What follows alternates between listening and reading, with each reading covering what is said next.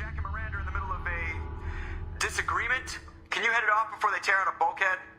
I'll deal with it. Take pictures. Touch me and I will smear the walls with you, bitch! Enough! Stand down, both of you. The cheerleader won't admit what Cerberus did to me was wrong. It wasn't Cerberus. Not really. But clearly you were a mistake. Screw you! You've got no idea what they put me through. Maybe it's time I showed you. Our mission is too important to let personal feelings get in the way. Fuck your feelings. I just want her dead. You both know what we're up against. Save your anger for the collectors. I can put aside my differences. Until the mission's over. Sure, I'll do my part. I'd hate to see her die before I get a chance to fillet her myself. You two gonna be okay? It's a good thing you came by when you did. As long as she does her job, we'll be fine. Thanks, Shepard. Hey, Commander. Glad we figured out Jack is crazy, because that was really up in the air, just hanging there. I assume everything is going well up here? Good for now. Fractured my thumb on the mute, but I think I made my point. That's it for now. See you, Commander. Yes, Shepard. That's all for now. Logging you out, Shepard.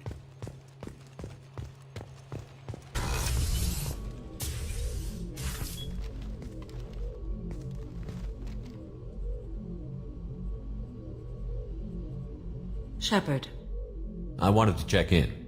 I am always happy to talk with you. I'm interested in hearing more about Asari Justicars.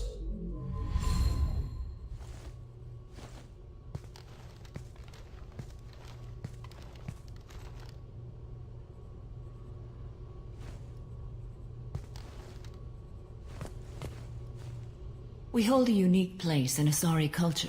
Justicars are from another era. Young Asari grow up watching vids about our adventures. Pure fiction, of course. Some Asari are uncomfortable with us, but so few Justicars exist that most have never met one. There were only a few Justicars? Few Asari wish to make the sacrifices necessary to become one of us, and the training has a high casualty rate. It is a life of constant danger. Throughout the entire galaxy, there are only a handful of us at any time. Why would anyone want to be a Justicar? It is a deeply personal matter. Sometimes the most brutal path is the only honest one. This code of the Justicar seems central to your life. It is 5,000 sutras and covers every situation one can encounter. I have memorized every word. There is only the code. Sometimes justice calls for mercy. It does not exist to bring about spiritual enlightenment. Its purpose is to punish the wicked and protect the innocent. The Asari I've spoken to seem conflicted about Justicars. In this age, people see shades of gray everywhere. The code of the Justicar is black and white. I might seem a hero to many, but I would kill all of them if I had to. What role do you think Justicars have in Asari society? I would say that the closest human equivalent is a knight-errant in your medieval lore. Perhaps mixed with a bit of samurai. What does your code say about killing? I am compelled to kill the wicked. If a Justicar is involved, peaceful solutions are long past. You make killing sound so casual. I remember each being I have slain. They are always in my thoughts. Does the code forbid romantic involvement? It does not. However, I would never be interested in such. That part of my life is well behind me. You could meet someone who reawakens those desires. I am nearly 1,000 years old. I know myself and my desires. But your curiosity is quite welcome. You know about knights errant and samurai?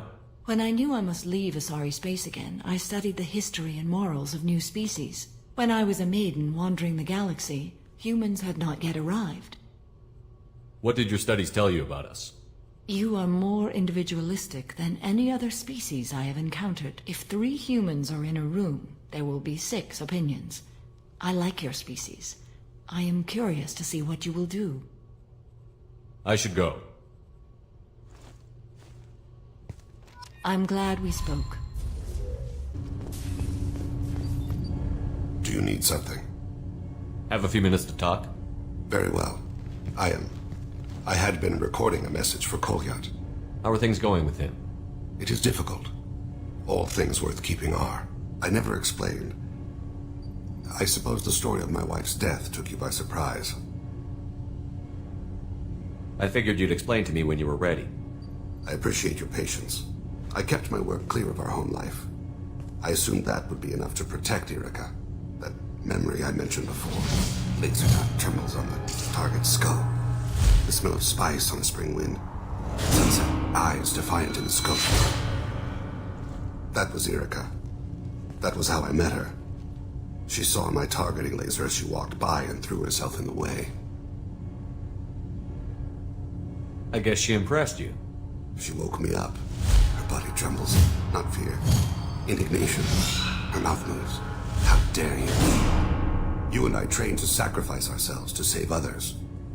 How often does a civilian step in the way of a bullet to protect someone they've never met? I thought she was the goddess Hirashu.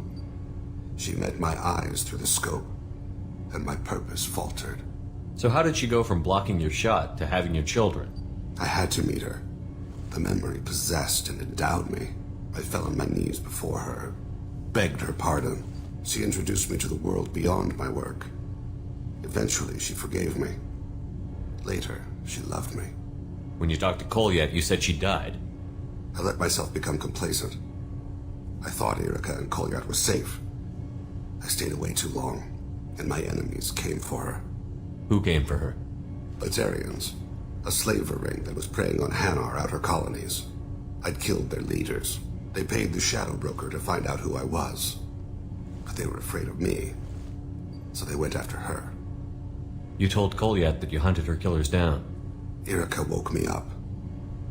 When she passed, I returned to my battle sleep. My body hunted her killers, murdered them. I was taught to grant death quickly, cleanly, to minimize suffering. Them, I let them linger. You were operating on instinct. By your own rules, you can't blame yourself. But I made the choice to hunt them. They're the only lives I've ever taken of my own choice. The only deaths on my own conscience. I haven't spoken about my wife, and I don't think I ever have. I didn't have anyone left to tell it to. Thane, the worst thing is to face death with regrets. You're part of my crew, and I consider you a friend. If there's anything I can help you with, just ask. I've never been part of a team. Assassins tend to be solitary. I'm learning the virtues of facing death with others at your side. It's a work in progress. I hear that Rupert is actually cooking some good meals lately. Yeah, right. That scunner couldn't serve a good haggis if his life depended on it. But all haggis tastes like ass anyway. Aye, but in the right hands, it can taste like mighty fine ass. I needed to wipe that place off the map. You took me there to do it, and I owe you.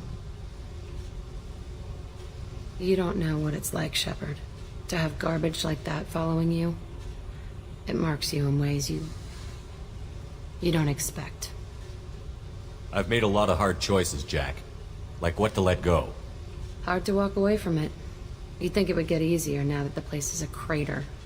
But what else do I know? I never thought I'd see you show mercy. But you let a wretch live. He was trapped in the past, reliving it every day. You showed how that could be me. I'm not getting stuck like that. I'm better than him, and I'm sure as hell not carrying that crater around with me. Do you think you're different now? I know that place is gone. But I still kind of want to kill every person I see. No offense. You sure about this? I want to do whatever I can to get your head on straight. Don't get all therapist on me, Shepard. You're not the couch type. I hate that stuff anyway. Bullshit, prison, psych. You did me a favor, and that's enough. More than I expected. I'll keep it together. Thanks for diverting to the Gurns back, Shepard. I appreciate being able to clean up that mess. And don't worry, it will not affect how I do my job. It's over. I'm interested in getting to know you better. Already? I'm not big on forcing these talks, Shepard. Let's do this later. We'll talk later. Commander.